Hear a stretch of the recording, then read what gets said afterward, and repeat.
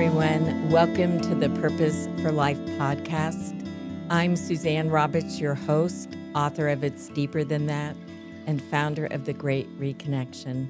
And I'm so excited to have with us today Jessica Rhodes. I know you're going to be inspired by her story, her courage, and her journey. So thank you so much for being with us today, Jessica. Suzanne, I am so honored to be invited onto your show. Thank you for hosting me. I first learned about you because I heard you're the first guest podcasting company. And so could you talk a little bit about how that happened? So 13 years ago, I became a mom. My son turned 13 just a couple of weeks ago. And when I was pregnant with him, I was in year 6 of a career leading a door-to-door field canvas. So I did door-to-door for a nonprofit, did fundraising, community organizing all through college and then into my 20s. And I didn't want to do that as a mom. It was not a lifestyle conducive to being home around a baby's schedule. And so when I was pregnant with him, I set the intention that I would be home with him when he was born. And I didn't know what I would do to help bring in income into our family. I was 24 when I had him, 25. No, I was 25 when I had him. My husband worked a nonprofit. So we still needed two incomes for me to be able to stay at home. And I called my dad and my mom and I was like, what should I do? I want to be a stay-at-home mom. And my dad is a business coach. He started his online business in the early 2000s. Mm. And so that's when I was 13. So I don't know, maybe 13 is like a lucky number. But when I was 13, he started his online business. And then he said, you should be a virtual assistant because he never had employees, like full-time, like W-2 employees in his business. He always had VAs. He goes, VAs are great. You are your own boss. It is your business. And then you have clients and you're on their team. And he goes, I'll be your first client. You can come be my VA. Why don't you book me on podcasts? And I was like, okay. And I'm start Googling. I'm like, podcasts, business podcasts, marketing podcasts. I'm just figuring it out. This is 2013. So Wow. there weren't that many podcasts, maybe 200,000 in the world. So I just start looking up business and marketing podcasts and I just start sending emails and pitching my dad, Jim Palmer, as a great guest for their show. And I'll never forget the first time I booked my dad on a podcast. The host was Brian Olson, and I was so excited. I remember the moment I got the email, I was cooking dinner in the kitchen. I had my laptop open. I saw the email come in. I called my dad. I'm like, I just got you booked on a podcast. And that is what started it all. So I'm booking my dad on podcasts. He refers some of his friends to me. So now I have like 3 clients as a virtual assistant. And around May 2013, I'm on a walk with my dad. It was Mother's Day weekend. And I'm like, I love having a business, but if I just keep billing people by the hour, I'm never going to grow because Nathan's going to, he's going to be awake more. He's going to nap less. Like when I'm like, I can't, I either need to change my business model or just keep charging more per hour, Mm-hmm. And so he helped me come up. He asked me some questions about what I enjoy doing the most because I wasn't just booking podcast interviews. I was doing sales and client support for my dad. I took a Pinterest course and was managing some Pinterest accounts for my clients. Like I was just doing Jill of all trades, I love doing that. whatever I could. And my dad asked me some questions. What do you like doing the most? What do your clients value the most? What's in highest demand? I was like, well, everyone seems to be really into podcast interviews. Everyone really likes getting booked. The podcast hosts, when I would pitch them, they had never been pitched before. I feel like that's a movie, like Never Been Kissed, like Never Been Pitched. That was 2013. That's awesome. Like I'd never been pitched before. Who are you? So then I started getting interviewed on podcasts because people were like, wait, you book people on podcasts? Like, what is this?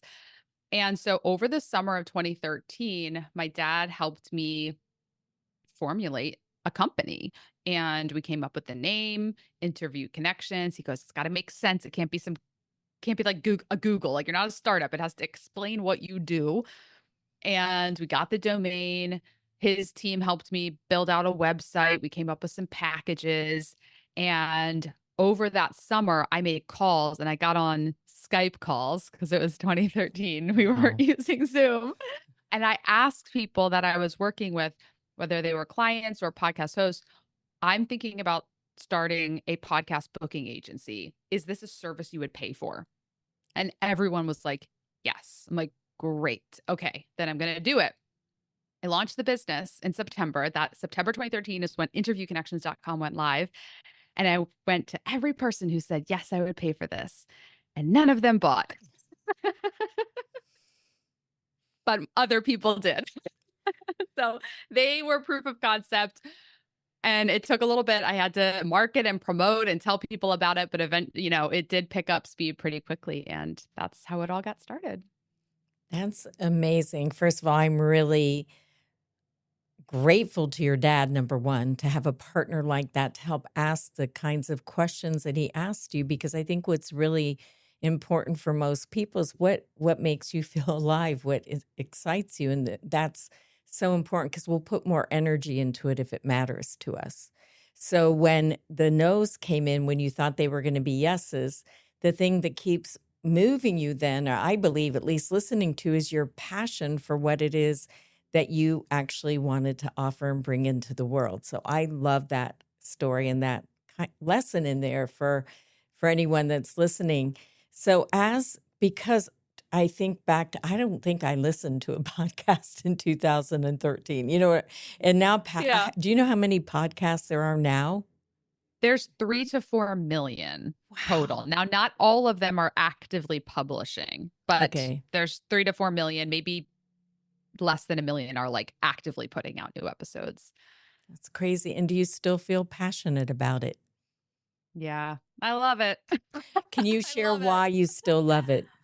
I love it because I just love connecting people. I love seeing people just, grow their business through sharing who they are authentically.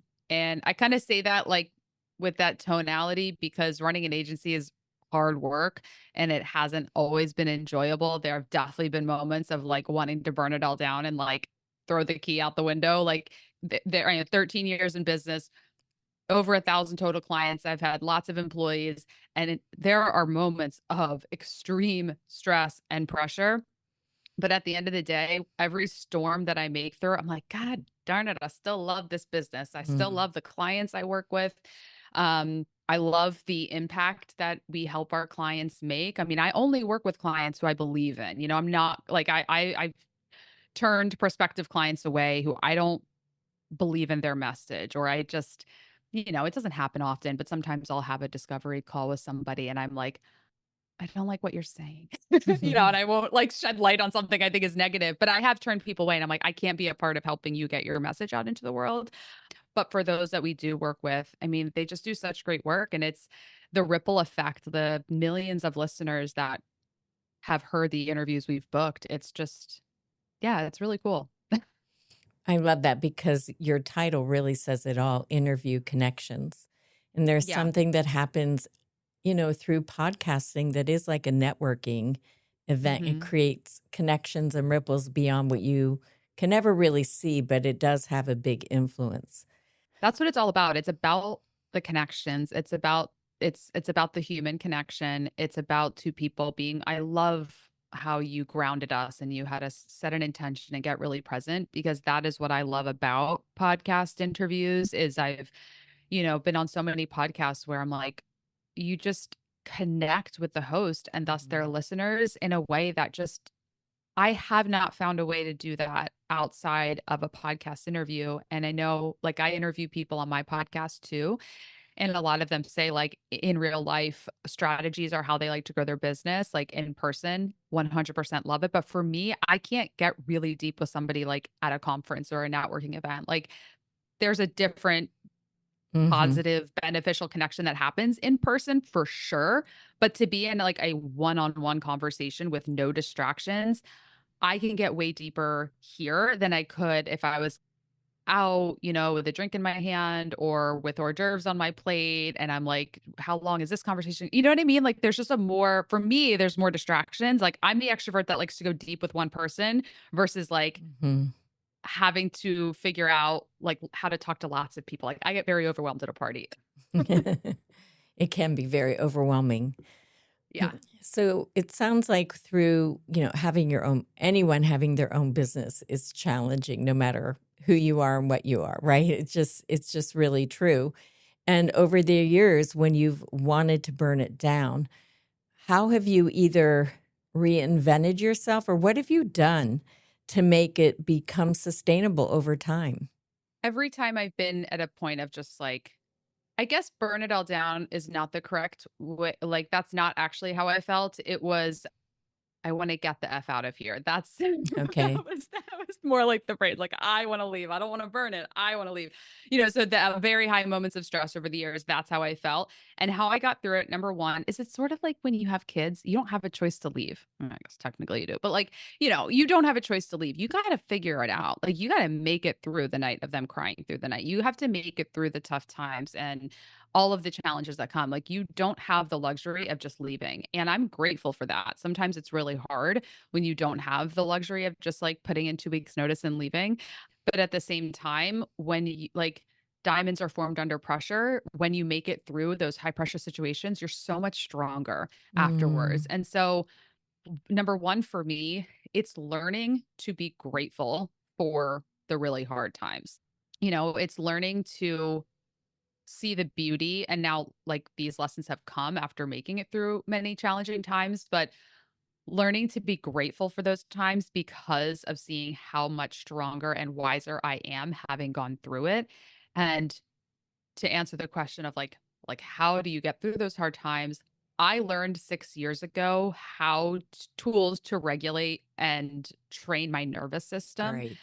That has been the biggest game changer for me because I remember it was 2020 and I had signed on a new client. Her name is Elizabeth Kristoff, and she had this new company called Brain Based Wellness. Mm. And so I'm booking her on podcasts and I interviewed her on my podcast to start things out. And I'm just like, what's the nervous system? Like, I didn't even know what the nervous system was. Like, if I'm being God. totally real with you. Right.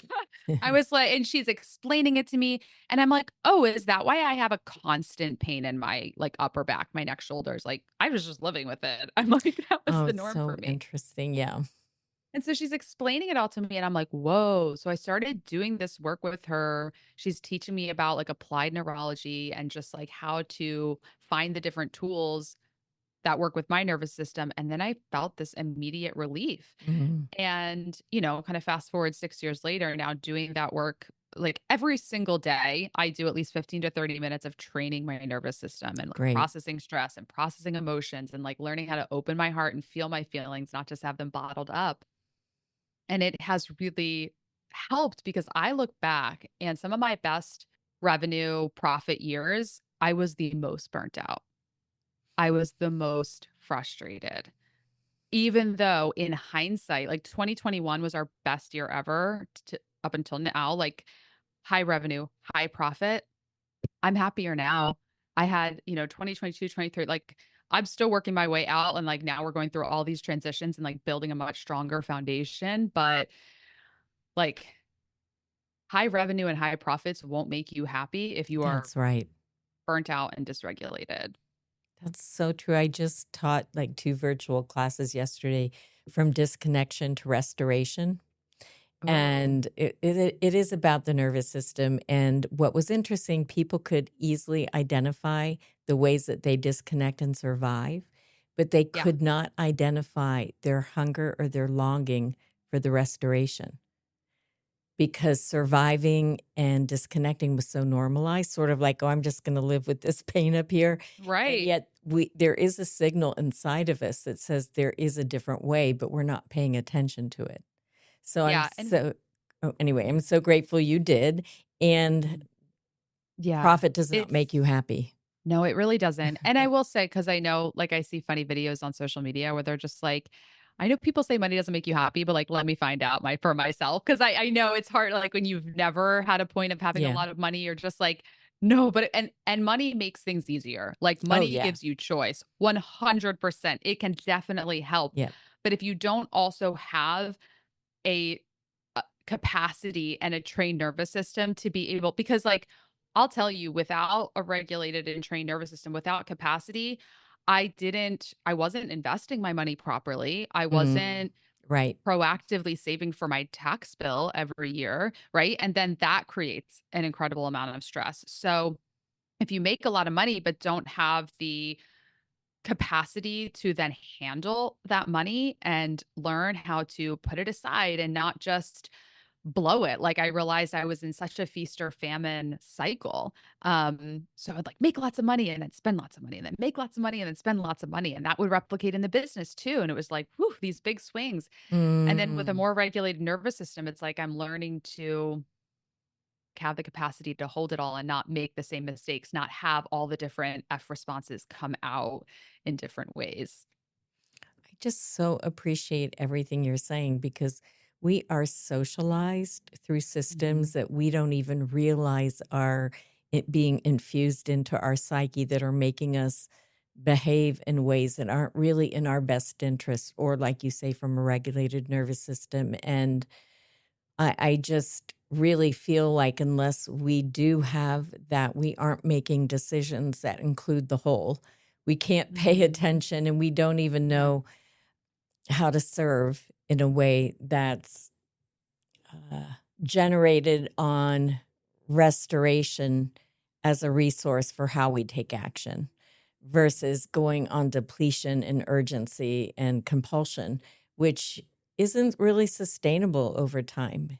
It was Yeah. interesting. Yesterday, I asked people how much percentage of the time, once they identified all the ways that they're disconnecting, how much of the percentage of their day, and between the number of people that were on both of the calls, I would say it was between 60 and 85% average. And I'm like, I I don't want to live disconnected for 10 minutes, let Yeah. alone like 85% of my day. And I'm thinking about how many people are leading. And then I'm thinking about now here you are as an invitation for connection in a different way that's generous, that's, Yeah.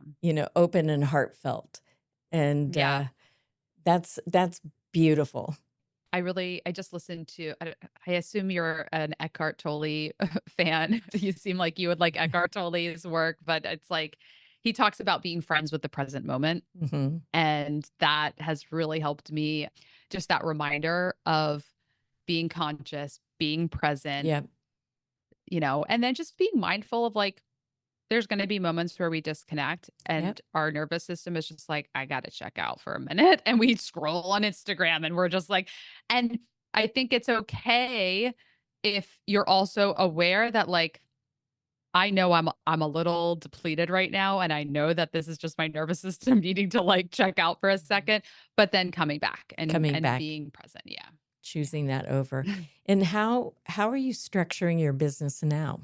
It's kind of very full circle. I feel like there's a lot of full circle energy in 2026 because I'm structuring my business now very similar to how I structured it when I started.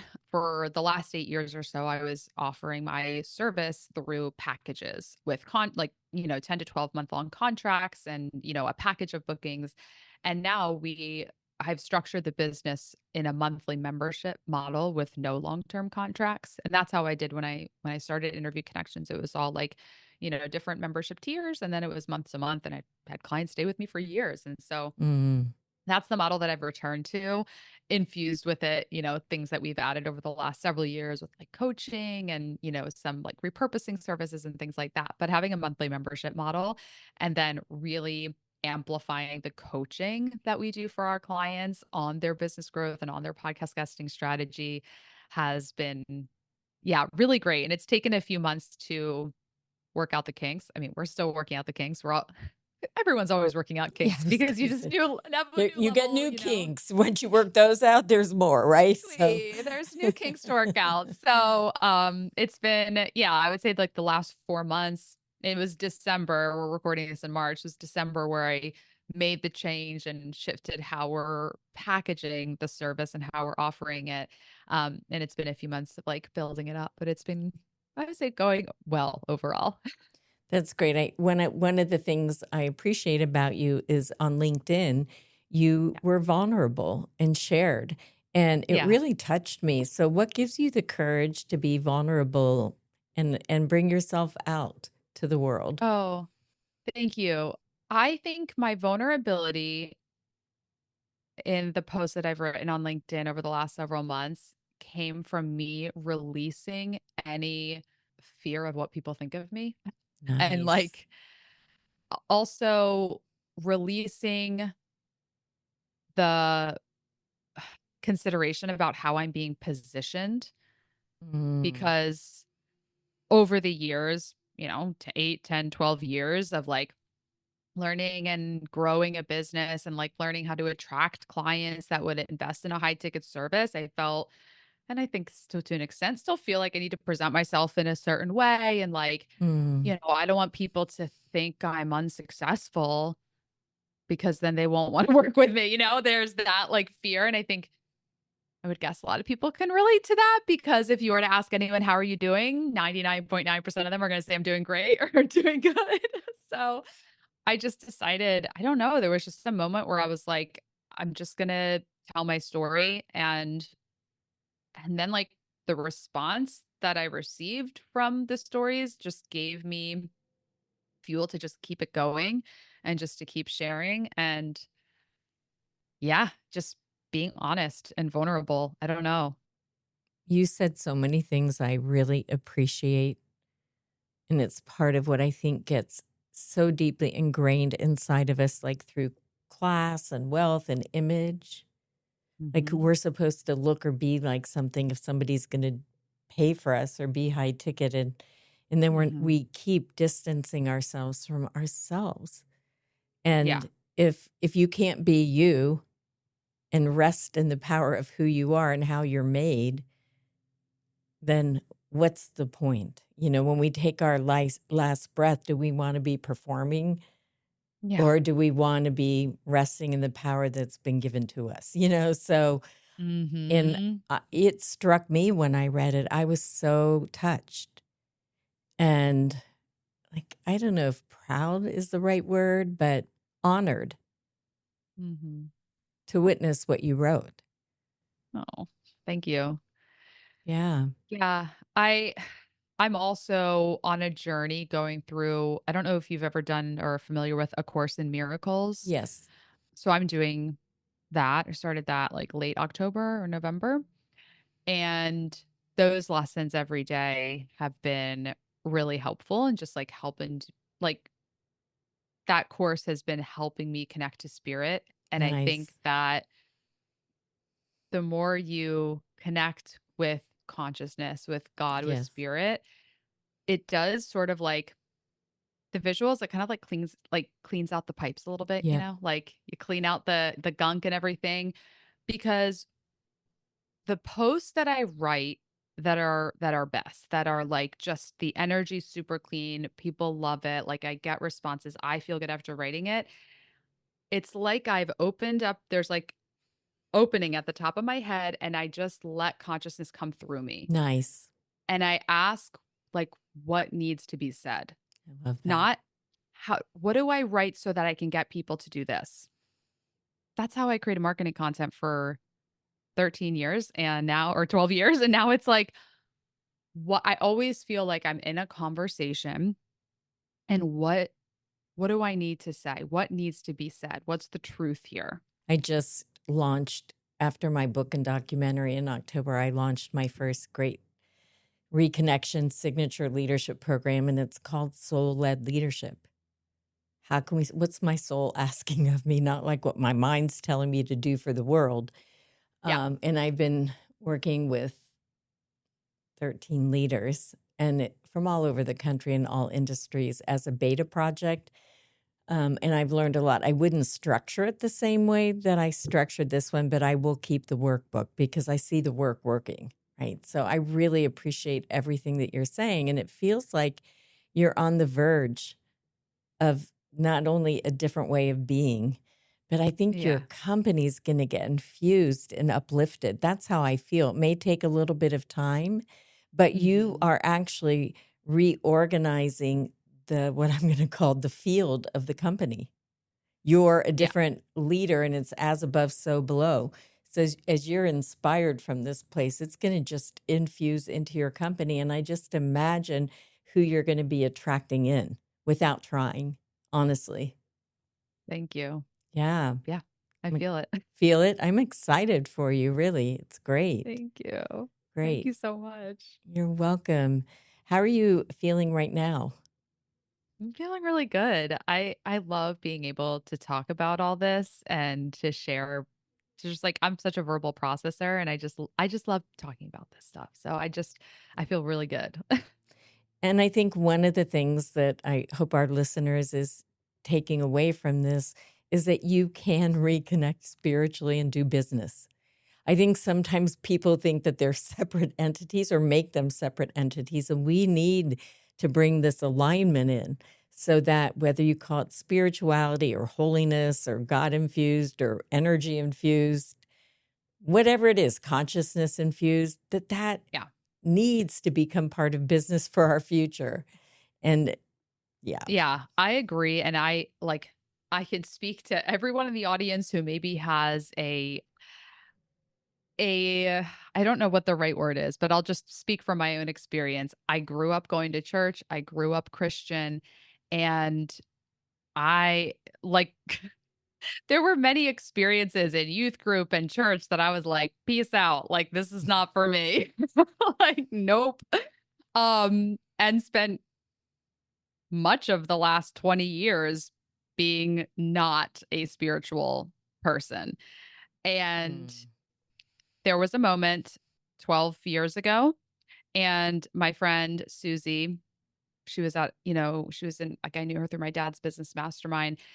And I was kind of like, just kind of trying to touch God a little bit, but just still feeling that like inner turmoil of just like, no, like, I don't know if I believe it, but like, I see y'all praying and that looks kind of nice. But like, like it looks nice, but I don't know if I belong there anymore because I totally took myself out of that. And she took my arm and she goes, "This is God. He's never going to let go of you. Even if you let go, he will always still be holding on to you." And that was like 12 years ago. And I was like, okay, Susie, like, cool. But, um, but yeah. And then it's like I found my way back. And for me, it's not like a religious Right. Christian ideology, but I will like look up Bible verses at times because there's like incredible lessons in the Bible and great parables to support a lot of lessons we learn in business, to be honest, and going through A Course in Miracles. And just like, for years I just said, the universe. And now I'm like getting more comfortable with God and I like consciousness. So it's kind of like a whole hodgepodge of like spirituality, but I am seeing that you just can't do business alone. Y- Mm. Spirit, consciousness, like there has to be. And I have seen I have seen higher powers at play. So much has happened in my life over the last several months that can only be explained by God. Thank you. We have to begin to wind down for today. I could keep going. It's very I fun. know. Can you let people know how they can get a hold of you? Yeah. My website is interviewconnections.com. You can listen to my podcast there. I'm going to be having Suzanne on the show. So you should be able to find her interview when you come there, or you can schedule a call or come to my masterclass. I do one every month if you want to learn about podcast guesting. I took one of the master classes and it's great. I highly, Yay. highly, highly recommend it, y'all. Thank you. uh, and I have a question for you. Mhm. What do you think the purpose for life is? I think the purpose for life is to connect with other people. That's what we're here for. Nice. And what's one parting thought or care that you'd like to leave for our listeners? Schedule time, give yourself time in the day to just lay on the floor and quiet your mind. Mm. I love Maybe that. you put on sound waves or a meditation, or maybe it's just silent. But I've been doing that a lot. It's really nice, especially during the workday. Just lay on the floor or lay in the grass if it's nice outside. Just do more grounding. Mm. I love that. Thank you. Jessica, thank you so much for being here today. It's been really thrilling to listen to. I appreciate it. And I know our listeners are going to be touched and inspired by you and your story and your vulnerability. So thank you so much. Thank you for having me. This really filled my cup. Oh, good. And thank you all for listening to the Purpose for Life podcast. I'm your host, Suzanne Roberts. I'm also the author of It's Deeper Than That and the founder of The Great Reconnection.